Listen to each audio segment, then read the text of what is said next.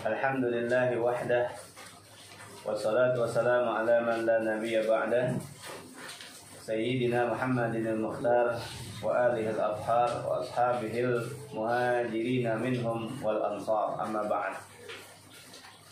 Rabbi shrah li sadri wa yassir li amri wahlul 'uqdatam min lisani yafqahu qawli.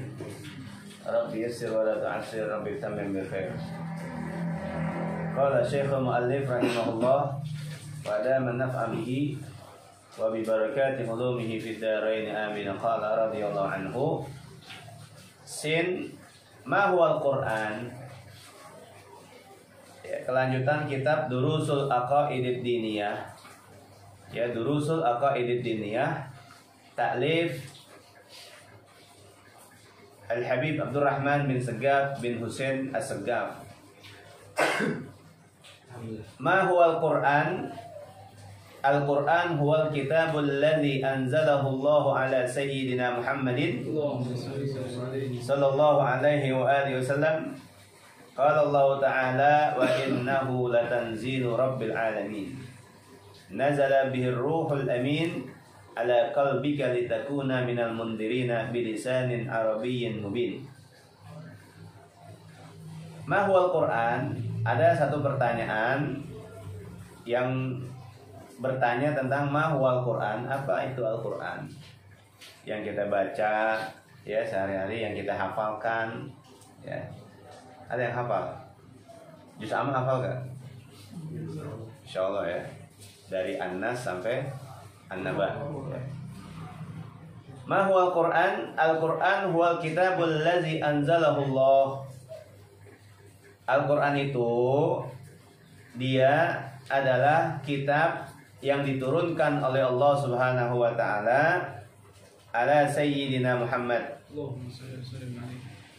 kepada pemimpin kita Muhammad sallallahu alaihi wasallam. Jadi Al-Quran itu apa? Kitab yang diturunkan Allah kepada sayyidina Muhammad. Qala Allah Ta'ala wa innahu latanzilu rabbil alamin. Sesungguhnya Al-Quran itu adalah diturunkan oleh Allah Rabbil alamin. Nazala bihir ruhul amin. Nazala bihir ruhul amin. Turun dengannya ruhul amin.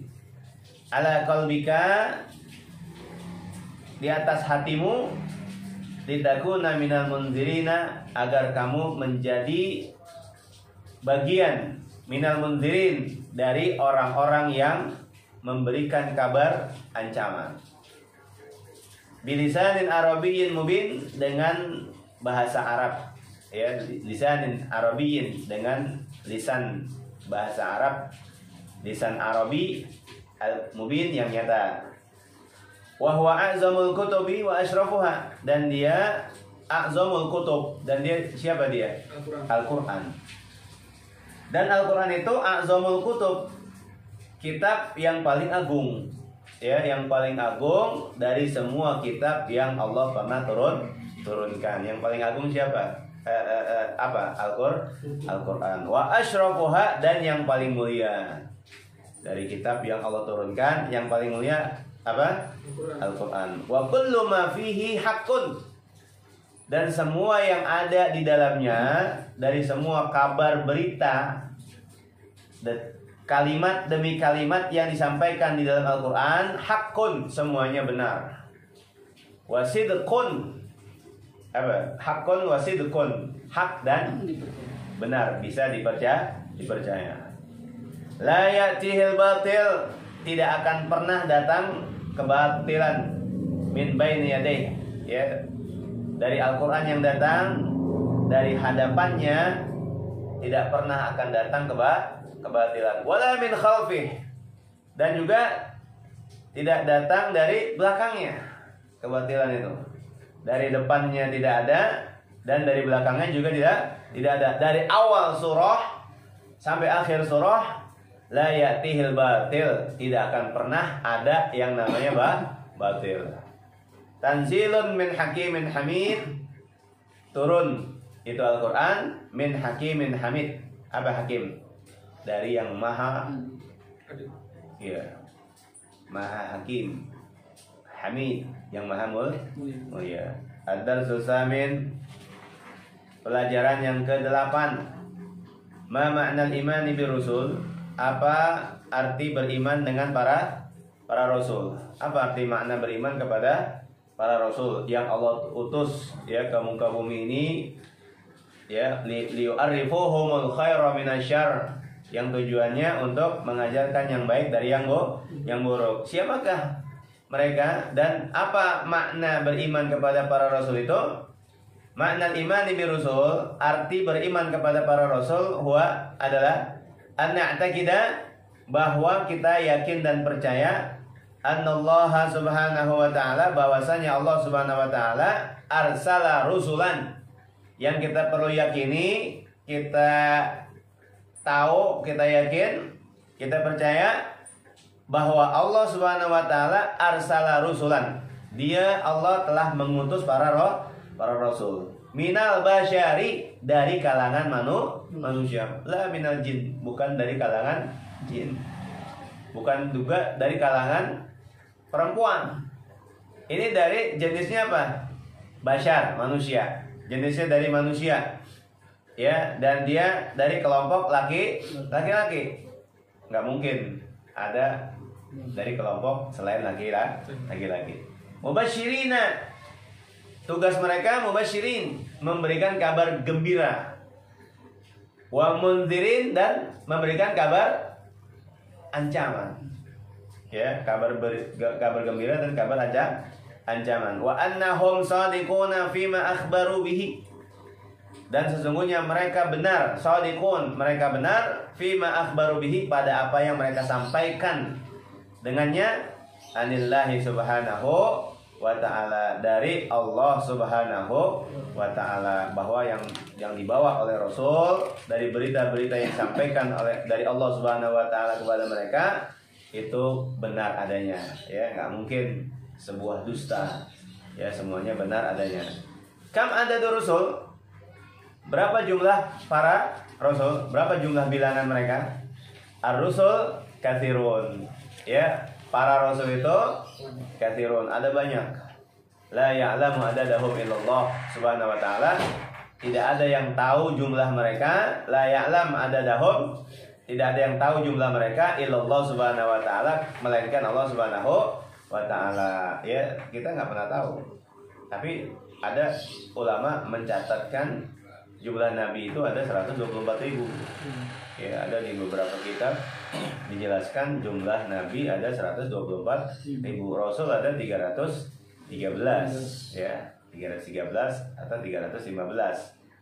Ya, 314, 315, ya, 313, 314, 315. Ini perkiraan. Ya, secara pastinya, ya, perkiraan itu. Secara pastinya la ya'lamu adadahum. Secara pastinya tidak ada yang tahu jumlah mereka. Bisa jadi lebih dari itu, bisa jadi.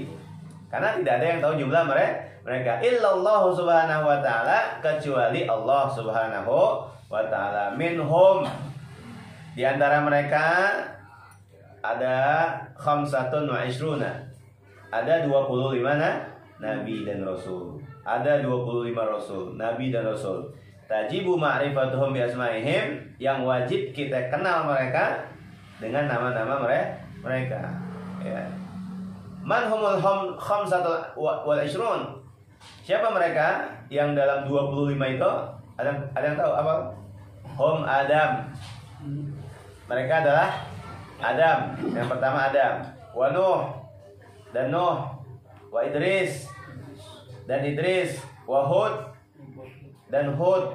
Wa Saleh, wa Ibrahim, wa Lut, wa Ismail, wa Ishaq, wa Yaqub, wa Yusuf, wa Ayyub, wa Syu'aib, wa Harun, wa Musa, wa Yasa', wa Zulkifli, wa Daud, wa Sulaiman, wa Ilyas, wa Yunus, wa Zakaria, wa Yahya, wa Isa, wa Muhammad alaihi wassalatu wassalam. Ada 25 nabi dan rasul, ya. Man hum ulul azmi. Siapa mereka? Ulul azmi. Ulul azmi. Ulul azmi minar rusul, ya, yang masuk dalam kelompok ulul azmi dari para rasul itu ada berapa? Ada 5. Hum Sayyiduna Muhammad, Mereka yang pertama Sayyidina Muhammad, yang kedua wa Nuh, wa Ibrahim, wa Musa, wa Isa alaihi wassalatu wassalam. Ya, Nabi Muhammad, Nuh, Ibrahim, Musa dan Isa alaihi salam. Man afdalur rusul? Nah, siapa yang paling afdal dari sekian banyak rasul yang Allah utus? Afdalur rusul Nabiyuna Muhammad sallallahu alaihi wasallam. Yang paling mulia dari sekian rasul siapa? Pemimpin kita Nabi besar Muhammad sallallahu alaihi wasallam. Li'annahu khatamul anbiya. Karena dia Nabi Muhammad sallallahu alaihi wasallam khatimul anbiya, penutup para nabi. Ya, penutup para nabi. Wa ursila ilan nasi kafatan, dan diutus oleh Allah Subhanahu wa taala kepada manusia seluruhnya. Kami sifatul wajibatul lirusul. Berapa sifat-sifat yang wajib dimiliki oleh sekalian rasul? Ada berapa? Jawabannya as-sifatul wajibatul lirusul arba'un. Sifat-sifat yang wajib bagi sekalian rasul ada 4. Yang pertama wahiyas sidqu, yaitu sidik. Apa sidik? Jujur, benar. Jadi nggak mungkin para nabi dan rasul itu menyampaikan berita yang bohong, nggak mungkin. Karena wajib apa yang disampaikan oleh rasul itu harus benar adanya. Sifat sidik menjadi wajib bagi para sekalian rasul. Wal amanah, dan amanah, ya, dipercaya. Min sigori, dari sejak kecilnya. Nggak mungkin seorang nabi dan rasul itu khianat, nggak mungkin. Karena sifat wajibnya apa? Amanah, ya. Dari kecil sampai beliau terus mengemban amanah, selalu amanah. Wa tabligh, ya. Dan sifat wajibnya berikutnya apa? Tabligh. Apa tabligh? Menyampaikan. Sebab apa yang diturunkan berupa wahyu oleh Allah Subhanahu wa taala kepada para nabi dan rasul, ya, terutama kepada rasul, ya, ada tabligh. Apa tabligh? Kalau nabi sudah pasti rasul, ya. Kalau rasul pasti nabi. Kalau nabi belum tentu rasul. Jelas tuh ya. Kalau rasul sudah pasti nabi. Kalau nabi belum tentu rasul. Nabi mendapatkan wahyu sama seperti rasul. Bedanya di mana?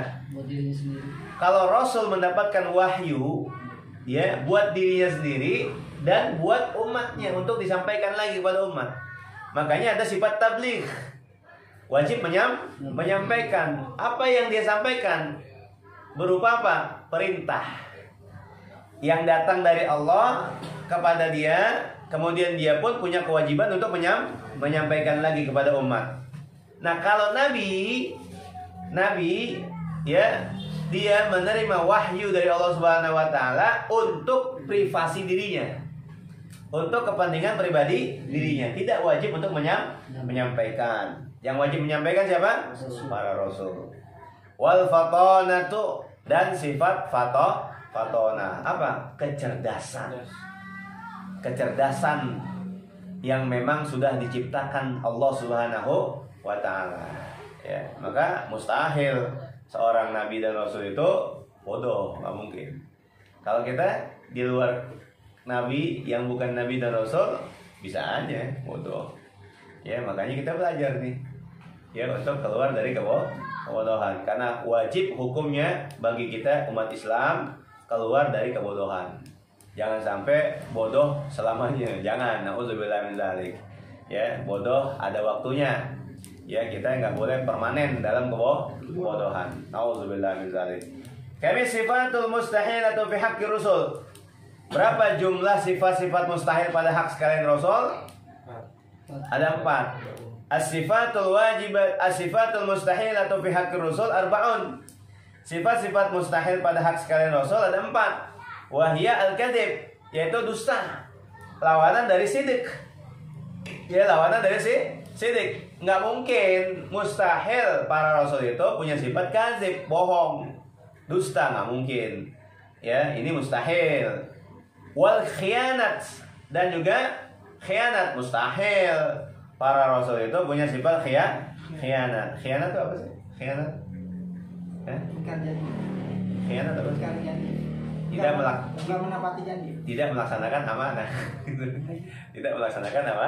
Amanah itu khianat. Ya. Wal kitman, apa kitman? Menyembunyikan.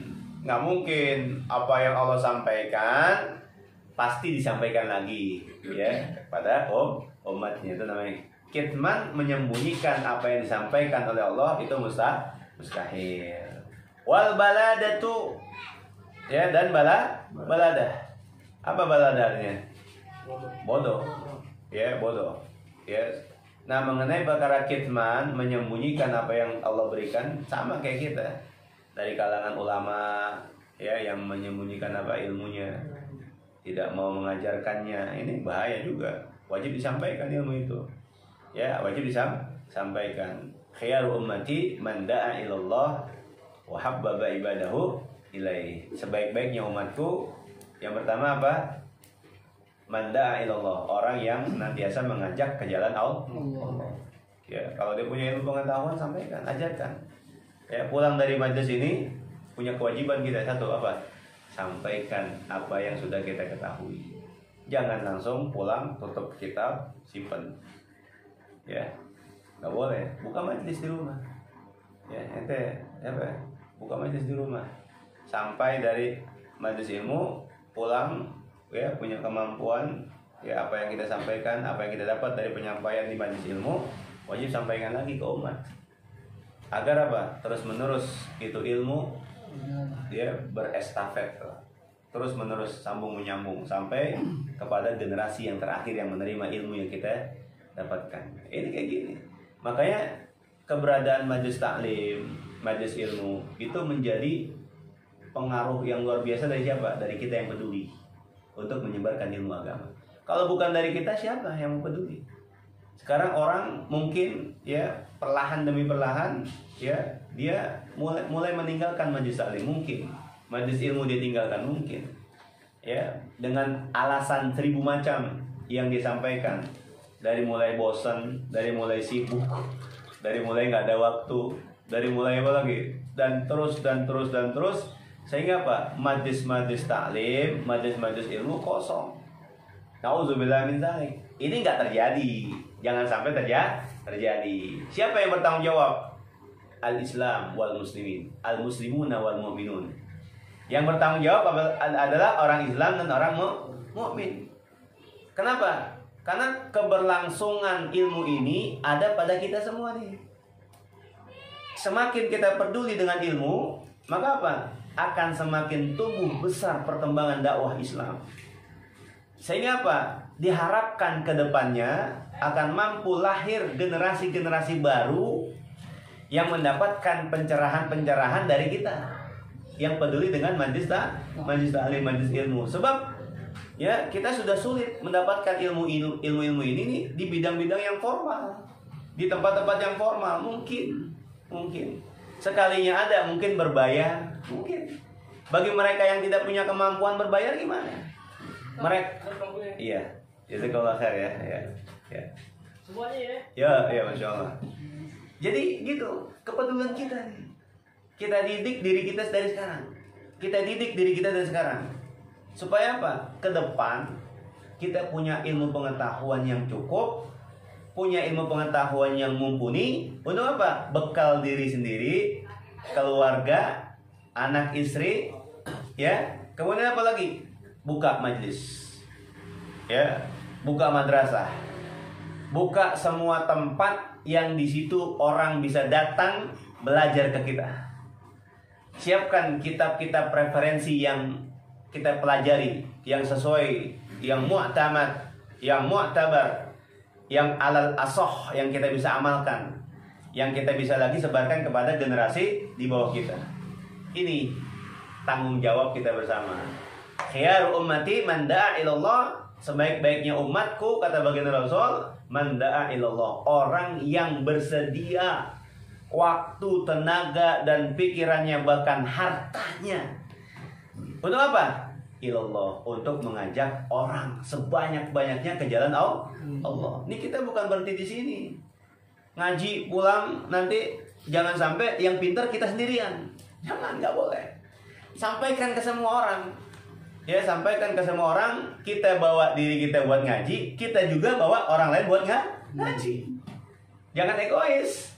Orang kadang nggak peduli dengan ini. Padahal ngajak diri sendiri untuk pinter, ngajak juga orang lain buat pinter. Ini keberlangsungan dakwah di mana? Kita. Kalau bukan kita yang mulai, mau kapan? Ya, teman kita tadi bilang ada niatan rumahnya pengen dijadikan majlis taklim. Coba lihat.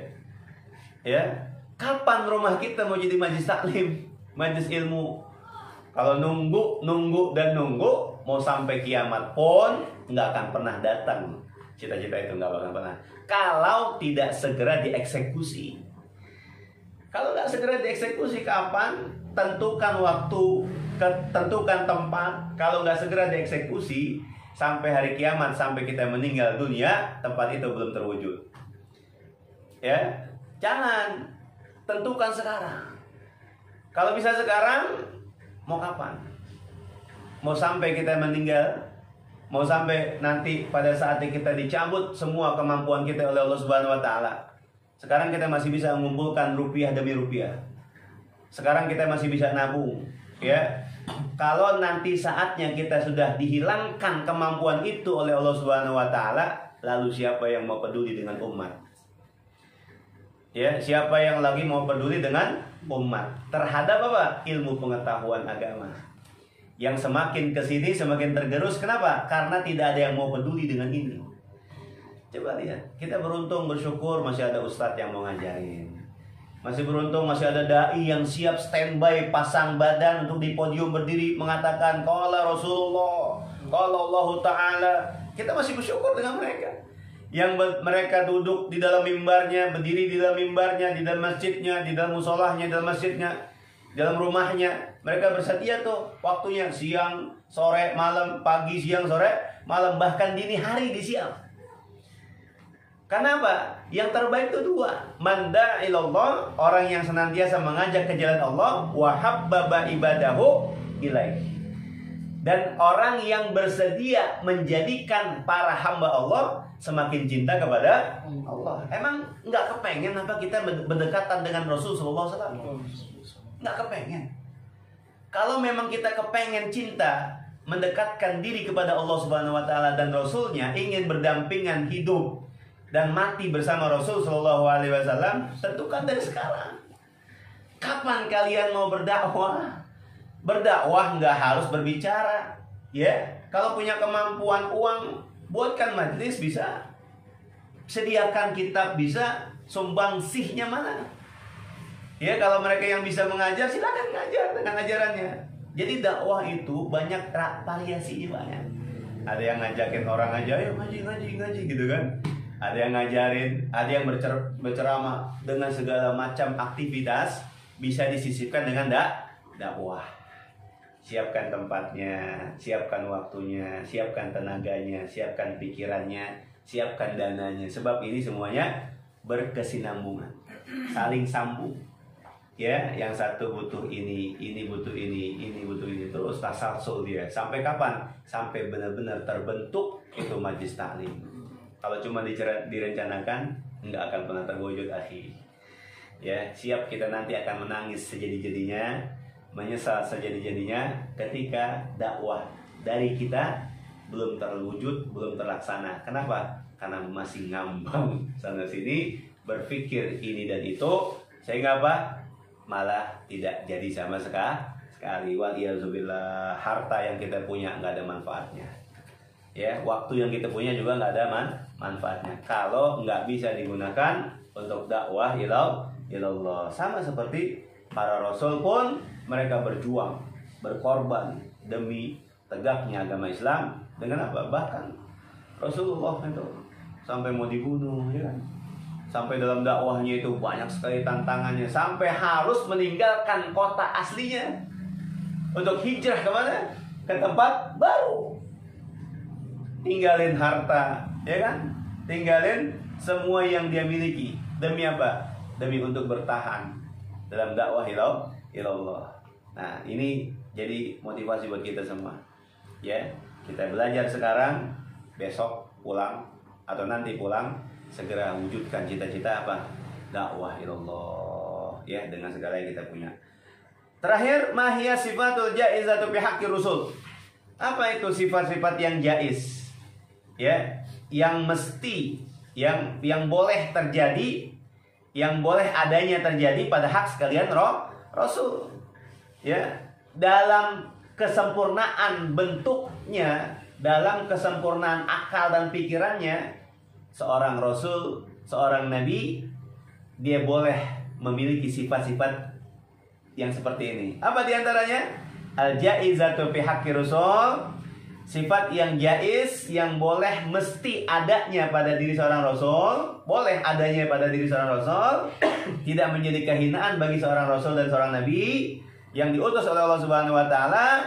Kullu wasfin min awsafil bashar, setiap sifat dari semua sifat yang dimiliki oleh manusia, allati la tuaddi ila naqsin, yang tidak akan pernah mengurangi sedikit pun kekurangan dan kehinaan. Fi maratibihimul aliyah, pada derajat-derajat mereka yang tinggi. Apa diantaranya? Kalju, seperti lapar. Ya, mereka mulia. Ya, kalau saja Allah mau mengenyangkan tanpa makan bisa. Tapi Allah memberikan sifat itu. Ya, sama persis dengan manusia biasa. Tapi kelaparan ini tidak sampai mengurangi derajat mereka. Derajat kemuliaan, keutamaan mereka dari seluruh umat, dari seluruh makhluk. Ya, jenis tertinggi makhluk Allah tuh siapa? Jenis tertinggi Rasul, para nabi dan Rasul, sebab dia utusan Allah, ya, yang paling mulia. Tapi dari sisi kemuliaan beliau, mereka para nabi dan Rasul, ada satu sifat, ada beberapa sifat yang dengan sifat ini dimiliki juga oleh para manusia pada umumnya. Dan ketika sifat ini dimiliki oleh para nabi dan rasul, sama sekali tidak mengurangi derajat mereka di sisi Allah. Sama sekali tidak mengurangi derajat keistimewaan mereka di sisi Allah Subhanahu wa taala. Apa diantaranya? Kalju, boleh aja, sangat boleh. Mereka nabi dan rasul merasakan lapar seperti manusia biasa lapar. Wal atosh, apa atosh? Haus, sama. Ada rasa lapar yang dia rasakan, ada rasa haus yang dia rasakan. Wal akli, juga makan. Nabi dan rasul, ya, dalam kemuliaannya di sisi Allah Subhanahu wa taala, mereka itu makan. Sama seperti kita makan. Boleh gak kalau seandainya beliau-beliau ini nabi dan rasul ternyata nggak pakai makan, Allah kenyangin? Bisa aja. Tapi ini sifat ada pada diri sekalian rasul, yang sama seperti manusia biasa. Mereka makan, manusia biasa makan, mereka pun makan. Kenapa? Karena nabi dan rasul itu dari kelompok manusia. Paham tuh ya? Karena nabi dan rasul itu diciptakan oleh Allah Subhanahu wa taala serupa, sejenis dengan manusia, sama, ya, sama, dari kalangan manusia. Manusia merasakan lapar, nabi dan rasul pun sama merasakan lapar. Kenapa? Karena dari jenis yang sama, sama-sama manusia. Mungkin beda ceritanya kalau seandainya Allah turunkan nabi dan rasul itu dalam rupa malaikat. Malaikat gimana sifatnya? La ya'kul wa la yashrab wa la yanam. Malaikat itu makhluk Allah yang tidak pernah makan, tidak pernah minum, tidak pernah tidur. Wala yankih, dan juga nggak pernah nikah. Jelas tuh ya? Makanya kenapa sih boleh ini sifat terjadi pada diri seorang nabi dan rasul? Karena nabi dan rasul diciptakan oleh Allah dari jenis manusia. Ketika diciptakan dari jenis yang sama, maka sifat-sifatnya pun sama. Allah ciptakan nabi dan rasul dari jenis manusia. Manusia punya sifat apa? Lapar. Ada pada diri rasul juga. Manusia bisa aja haus, sama. Nabi dan rasul pun bisa haus. Kenapa? Karena dari jenis yang sama. Paham tuh ya? Dari jenis yang sama, maka pun dia merasakan hal yang sama. Wal maradil khafif, dan juga sakit yang ringan. Ya, sakit yang ringan gitu. Makanya apa yang dialami oleh manusia pada umumnya rata-rata ya para nabi dan rasul pun mengalami hal yang sama, termasuk nikah. Ya, seorang nabi dan rasul pun nikah. Kenapa? Karena manusia pun pada umumnya menikah. Kecuali siapa yang nggak nikah? Nabi. Ada nabi yang nggak pernah nikah? Nabi Allah Isa alaihissalam. Ya, beliau tidak nikah. Gitu ya. Insya Allah kita lanjutkan di minggu yang akan datang. Dan yang lain, wallahu a'lam bishawab.